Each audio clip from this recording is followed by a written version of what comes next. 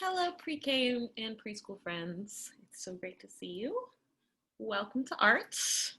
Thank you so much to everyone who shared me their beautiful drawings from last week. I got all these beautiful, colorful drawings of jars, either in Flipgrid or in my email, and I'm so excited when I see the work you're doing it from home.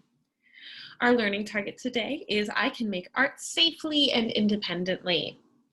And before we make artwork together, we're going to do a read aloud.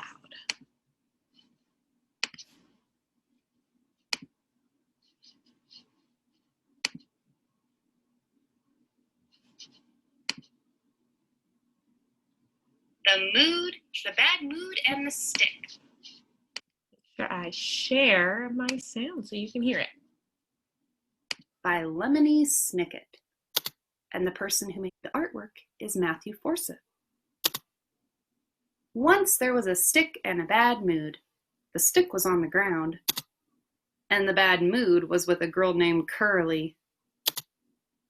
Curly had been with the bad mood for 2 hours since she had seen an ice cream store, but she hadn't gotten any. The stick had been on the ground since last night when the tree dropped it. Curly picked up the stick and she used it to poke her brother. "That's not nice," said her mother. "Apologize to Napoleon and throw that stick in the bushes." Curly had really enjoyed poking her brother Napoleon, so much that her bad mood was gone. Her mother was carrying it now. "Harumph," she said, which is a bad mood noise. The stick didn't say anything. Even when a raccoon picked it up. Who knows what the raccoon wanted to do with the stick? But he ran out of the bushes and frightened an old man named Lou. "Holy moly," said Lou, which is what he always said when something exciting happened, and his feet did a little dance. And he fell right into a puddle. Curly's mother couldn't help herself and she started to laugh. Her bad mood was gone. Now Lou had it. The sound of all that laughter startled the raccoon, and he dropped the stick in the mud and ran away. "Look at my pants," Lou said, which was his bad mood noise. "They're a muddy, awful mess." The stick didn't answer. Lou went right to the dry cleaners. A lady named Mrs. Durham was head of the establishment, and she had a pencil behind her ear. "Take that pencil out of your ear," said Lou. "You gotta wash these pants and wash them quick. I'll stand around here in my underwear until you're done." "You will do no such thing," said Mrs. Durham. "This is a family place." But Lou had already taken his pants off. "Here you go," he said. "They're a muddy, awful mess." "Ugh," said Mrs. Durham, looking at the pants and looking at Lou. And you would think that the bad mood would have moved on to her. But it didn't. She took one look at Lou in his underwear, and the bad mood flew right out the window.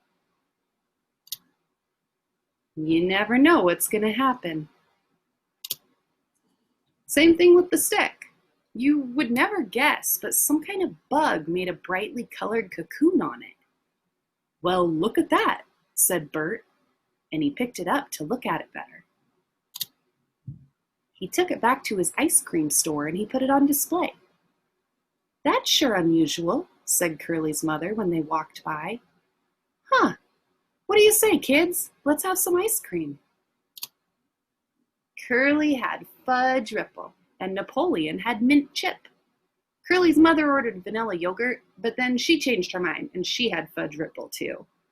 This didn't bother Bert. The bad mood was nowhere around.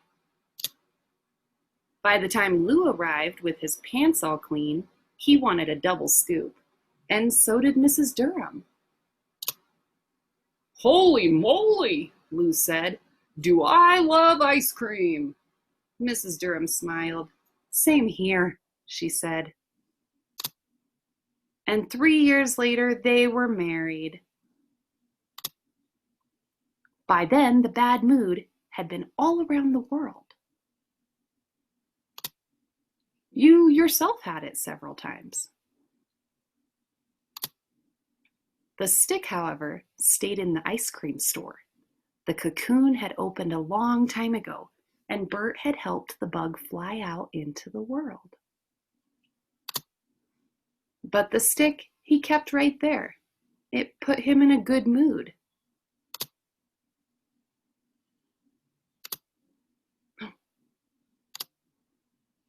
Uh-oh.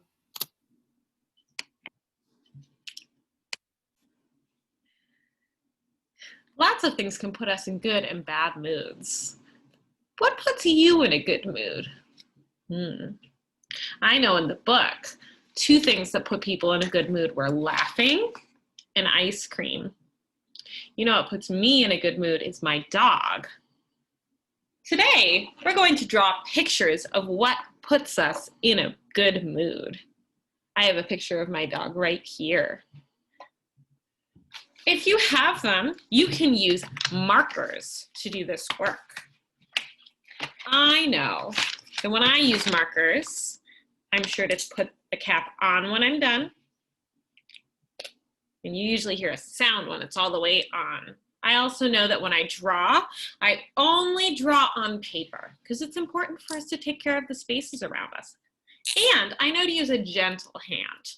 If I press too hard, then the tip of my marker, it gets all smushed and my drawings aren't as nice. Today, draw whatever puts you in a good mood. Maybe the things in the book put you in a good mood, but maybe you have other things that you care about and that make you happy when you're feeling grumpy. Be sure to post your pictures to Flipgrid or to send me an email with your images. I can't wait to see what you draw this week. Have a great week.